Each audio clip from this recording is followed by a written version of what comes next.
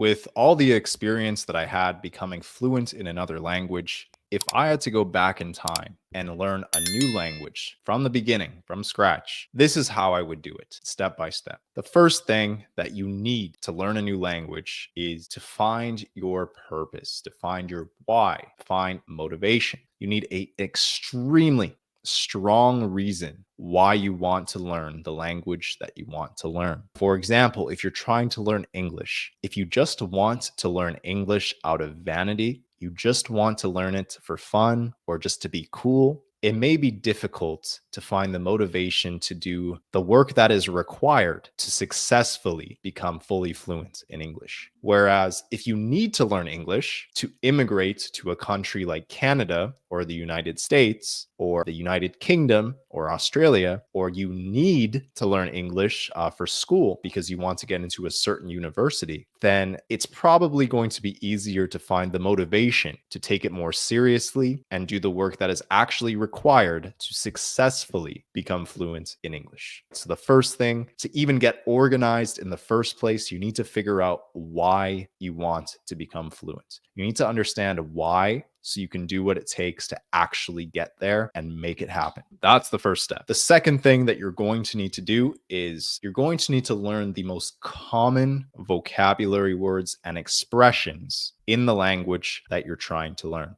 The most common words and expressions are words that you're going to hear literally almost every day in an English-speaking country or whichever country that has the language that you're trying to learn. It's crucial that you know these subconsciously. You don't even want to think about it. You don't want to translate it. These should be automatic. These should be things that you should just be able to identify very easily when learning a new language. So the second thing that's extremely important, learn the most common vocabulary words and expressions. Now, some people may ask, how? How am I going to learn these most common words and expressions? How do I even know what they are?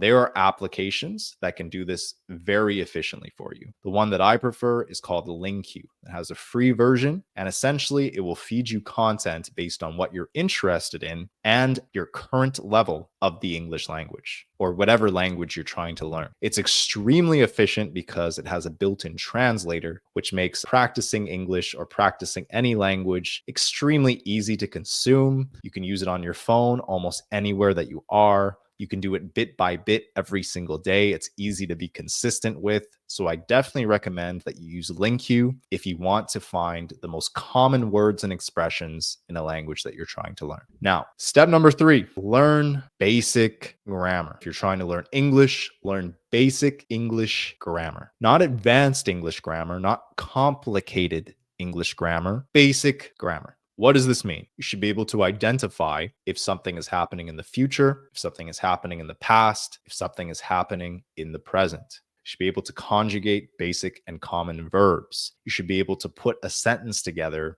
in a very basic formula. Learn basic grammar and learn the fundamental differences between your native language and the English language. You need to have a profound, a deep understanding of the differences between your native language and the English language. This is going to make things much easier, and it's going to make practicing all of the other skills 100 times easier if you do this first. Which leads to the next step, which is observe native English speakers. Observe native English speakers. Observe the rhythm that they speak English in. Observe how they talk, when they're formal, when they're informal, when they use slang, when they use expressions, the different dialects of the English language mixed into the bigger cities that you'll see. Learn how native English speakers communicate. Observe it. This is extremely easy to do today in 2024 because with the internet, about 80% of all the content out there on the internet is actually in the English language. So it's extremely easy to find native English speakers online and resources if you live in a place in the world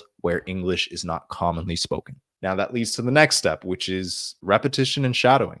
If you're listening to native English speakers on an English video, you can simply shadow what they're saying. If you're reading English with audio as well, you can also shadow what you're listening to or what you're reading. But it's extremely important that you really exercise your mouth to pronounce words in English correctly and to actually speak English. Even if you're by yourself, you really need to exercise your mouth to speak. That's extremely important. Another thing you'll need to do is get repetition. You can be doing this, you can be journaling, you can be getting repetition reading and listening, but it's crucial that you get these repetitions in every single day, no matter what, no matter where you are. I would really commit to that and do that consistently. I promise you, if you can actually do this consistently, which most people don't, you will see huge progress in your English and you'll probably become fluent a lot quicker than you could have possibly imagined. Do not skip this. And then step number 6 is you need to get feedback. If I had to learn a new language all over again, I would need to get feedback, preferably from a native speaker. If you get feedback for the language you're learning from a native speaker, that is probably the highest level of validation that you can get for your language skills. So for example, if you're trying to learn English, if you get feedback from a native English speaker who says, this part of your language is good, this part of your language is bad, you can improve on it, that's probably the most accurate source you're going to get when it comes to learning English. And the thing about English is a lot of native English speakers do not speak perfectly. We do not follow grammatical rules perfectly. So when you're learning from a native speaker, this is how real natives communicate. What's really important for real life application. So it's crucial that you get this feedback. Now, a lot of you may be wondering, where am I going to find a native English speaker who's going to help me learn English or give me feedback? Well, there are free applications and then there are also paid applications. A paid one I would refer would be Languatalk. And now I love Languatalk because the tutors on there are extremely qualified and they have the experience of successfully making people fluent in the English language. If you don't have money to invest in an English tutor, then I highly recommend using the application HelloTalk. Now with HelloTalk, it's free, but the people there who are going to help you learn English may be a little bit less qualified than the people on Languatalk. So for HelloTalk, less qualified but free. On Languatalk, they're much more qualified, but you'll have to invest a little bit of money into an English tutor. Take your pick. And then finally, the last step is repeat. Repeat these steps, rinse and repeat. Make sure you're doing all these steps every week, perhaps every month. If you can do this consistently, I guarantee you, you will see results over time. At least give it a year. If you've done this consistently every day for a year and you didn't see any results, then something is wrong. And I honestly think that's almost impossible to happen because you're going to be getting feedback from native speakers. So unless the person giving you feedback is really unqualified, it's almost impossible to fail if you follow these 7 steps consistently for, I'd say, about 6 months to a year. So to summarize, find your purpose, find why you want to learn a language, and that'll be all the motivation that you need if your reason for wanting to learn is strong enough. Step number 2, learn the most common words and expressions. Step number 3, learn basic grammar. Step number 4, observe the native speakers and how they communicate. Step number 5, get as much repetition as possible. Practice using the shadowing technique. Step number 6, get feedback, preferably from a native speaker. And then step number 7, rinse and repeat.